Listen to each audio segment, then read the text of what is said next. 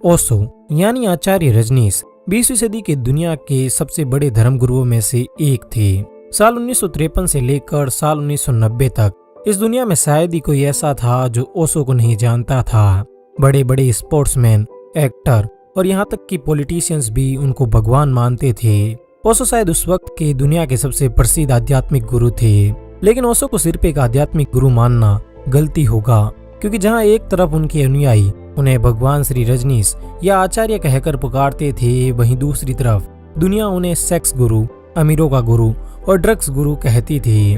कहते हैं कि ओशो के आश्रम में खुलेआम संभोग करना और ड्रग्स लेना आम बात थी।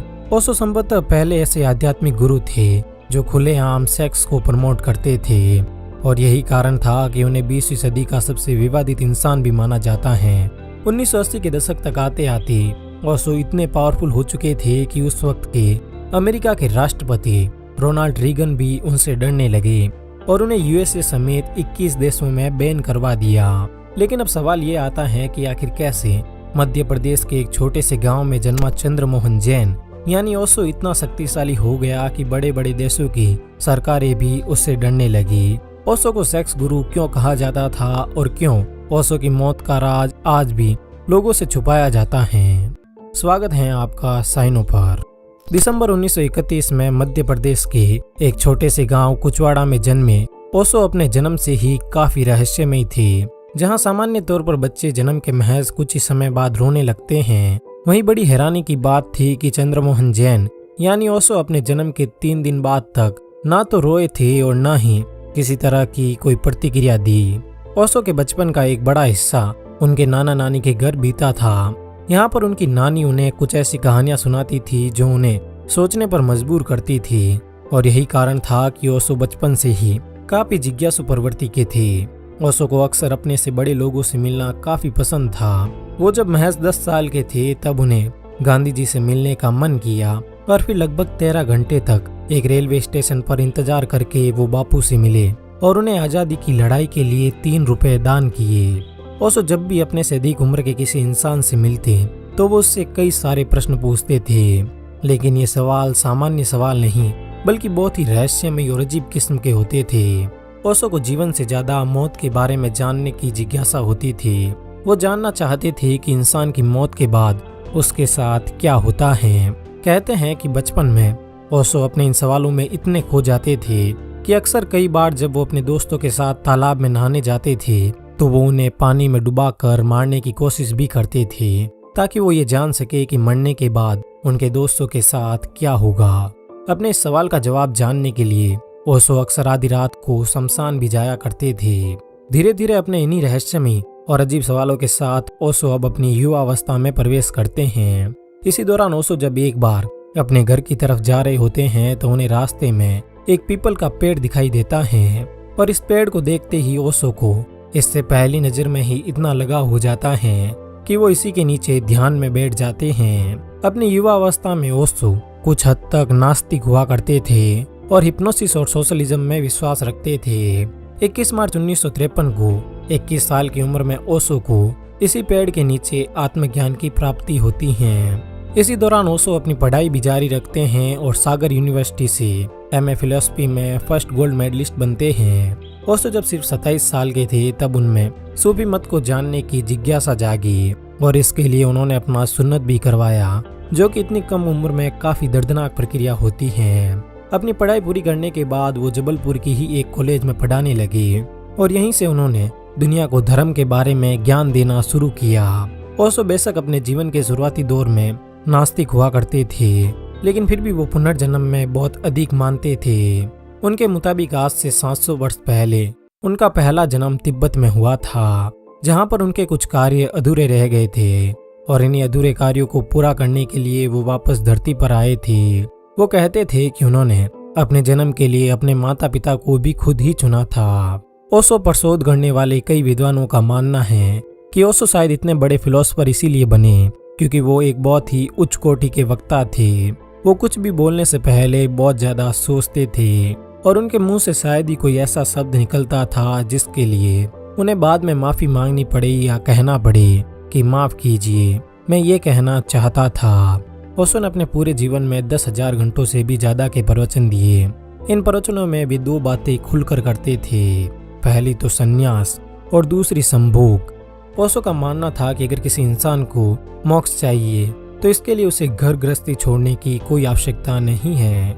ओशो संभोग को भी संन्यास का ही एक अंग मानते थे। कहते हैं कि ओशो के आश्रम में खुलेआम संभोग करना एक आम बात थी। उनके आश्रम में उनके सभी अनुयायियों को ये छूट थी कि वो अपनी पसंद के मुताबिक अपने पार्टनर को चुन सकते थे और उसके साथ संभोग कर सकते थे। अब ये बात अलग थी कि ओशो का ये ज्ञान बेशक दुनिया के लिए काफी नया और अलग था, लेकिन उनकी ये समझ बेबुनियाद नहीं थी। ओशो ने अपने पूरे जीवन में 1 लाख से भी ज्यादा किताबें पढ़ी थी और शायद ये इन किताबों का ही प्रभाव था कि वो इस तरह सोचते थे।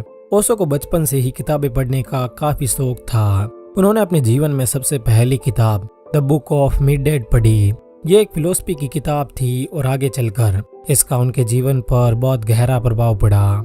ओशो के पिता बताते हैं कि ओशो अपनी किताबों को लेकर इतने सेंसिटिव थे कि अगर उन्हें कोई खरोच लगी हुई किताब मिल जाती तो वो उसे हाथ भी नहीं लगाते। ओशो के मुताबिक किताबें उनके जीवन साथी थी और अगर कोई किताब खरोच लगी हुई होती तो वो उनके लिए एक वेश्या के समान होती थी। इसके अलावा ओशो मनु संहिता और मनुस्मृति जैसी किताबों के भी खिलाफ थे। साल 1962 में ओशो ने अपने पहले ध्यान शिविर का आयोजन किया और इसके बाद तो उन्होंने लगातार कई और ऐसे शिविरों का आयोजन जारी रखा। ओशो अपने ध्यान शिविर में जीवन से जुड़े हर पहलू के बारे में खुलकर बात करते थे, जिस कारण लोग उनसे इतने प्रभावित होते थे कि एक बार अगर कोई उनका प्रवचन सुन लेता तो वो अपने आप को उनका अनुयायी मानने लगता। साल 1968 में उन्होंने मुंबई में अपना पहला आश्रम खोला और 1970 में उन्होंने अपना खुद का नाम बदलकर आचार्य रजनीश रख लिया। फिर साल 1974 में उन्होंने अपना आश्रम मुंबई से पुणे शिफ्ट कर लिया। यहाँ आकर ओशो संभोग के बारे में और भी खुलकर बात करने लगे। वो कहते थे कि संभोग को बुरा मानने की बजाय समाधि के तौर पर देखना चाहिए। कहते हैं कि ओशो के पुणे के आश्रम में उनके कई अनुयायी कपड़े भी नहीं पहनते थे और इनमें से लगभग हर एक अनुयायी महीने में 90 से भी ज्यादा बार संभोग करता था। ओशो का ये तरीका बहुत विवादित था, लेकिन इसी अजीबोगरीब तरीके के कारण 1970 के दशक के अंत तक आते आते ओशो के अनुयायियों की संख्या 10 लाख से भी ज्यादा हो चुकी थी, जिनमें बड़ी संख्या में विदेशी अनुयायी भी थे। उनके अनुयायियों का एक बड़ा हिस्सा अमेरिका में भी रहता था और यही कारण था कि साल 1981 में उन्होंने अमेरिका के ओरेगोन में 60,000 एकड़ से भी ज्यादा की जमीन पर रजनीशपुरम नाम का अपना एक आश्रम खोला। यहाँ आकर आचार्य रजनीश ने खुद को भगवान ओशो घोषित कर दिया। इसी दौरान बॉलीवुड सुपरस्टार विनोद खन्ना भी अपने करियर के पीक पर बॉलीवुड को छोड़कर आचार्य रजनीश की शरण में चले जाते हैं। अमेरिका जाते ही ओशो का पूरा लाइफस्टाइल चेंज हो जाता है। अब वो एक लग्जरी लाइफ जीना शुरू कर देते हैं। उनके पास 98 रोल्स रॉयस कारें थी और उनकी इसी जिंदगी को देखकर उन पे कई सारे आरोप भी लगने शुरू हुए। लोगों का मानना था कि ओशो के आश्रम में संभोग और ड्रग्स का धंधा होता था और वे केवल अमीरों के गुरु हैं, इसलिए उन्हें सेक्स गुरु और अमीरों का गुरु कहा जाने लगा। अपने इन विवादों के कारण ओशो धीरे धीरे इतने प्रसिद्ध होने लगे कि अमेरिका में उनके अनुयायी लगातार बढ़ने लगे और इसी को देखकर उस वक्त के अमेरिका के राष्ट्रपति रोनाल्ड रीगन को उनकी प्रसिद्धि से चिंता होने लगी और इस कारण उन्होंने उन पर कई मुकदमे दर्ज करवाए और फिर उन्हें लगभग 12 दिनों के लिए जेल भी भेजा गया। जेल से छूटने के बाद ओशो अमेरिका से निकल गए और कई दूसरे देशों की यात्रा करने लगे, लेकिन अमेरिकी सरकार के दबाव में उन पर कई देशों ने बैन लगा दिया और फिर अंत में ओशो को लौटकर अपने पुणे आश्रम में आना पड़ता है। कहा जाता है कि ओशो जब अमेरिका में जेल में थे तब वहां पर उन्हें धीमा जहर भी दिया जा रहा था। ओशो पर अक्सर ये आरोप लगते थे कि वो सिर्फ अमीरों के गुरु हैं और ओशो भी इस बात को मानते थे। वो हमेशा कहते थे कि गरीबों के तो बहुत गुरु हैं, मुझे अमीरों का गुरु बनने दीजिए।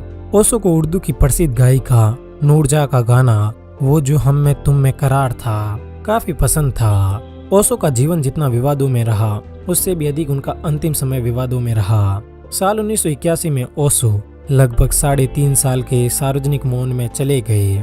फिर उनका उनकी निजी सचिव मां आनंद शिला के साथ भी काफी लंबा विवाद रहा। ओशो ने आनंद शिला पर आश्रम के पैसों में फ्रॉड करने का आरोप लगाकर उन्हें जेल भिजवा दिया और जेल से छूटने के बाद आनंद शिला ने भी उन पर हत्या की साजिश रचने जैसे कई गंभीर आरोप लगाए। 19 जनवरी 1990 को ओशो की उनके पुणे के आश्रम में मौत हो गई। ओशो की मौत के पीछे का कारण हार्ट अटैक बताया जाता है, लेकिन ओशो के डॉक्टर ये बात नहीं मानते हैं। ओशो के डॉक्टर बताते हैं कि जब ओशो की मौत हुई थी उससे कुछ वक्त पहले ही उन्हें आश्रम में बुलाया गया, लेकिन ओशो के अनुयायियों ने उन्हें ओशो को चेक करने नहीं दिया और फिर कुछ देर बाद उनसे कहा गया कि भगवान ओशो नहीं रहे और इसके बाद ओशो का पोस्टमार्टम भी नहीं करने दिया गया और हड़बड़ी में उनका अंतिम संस्कार कर दिया गया।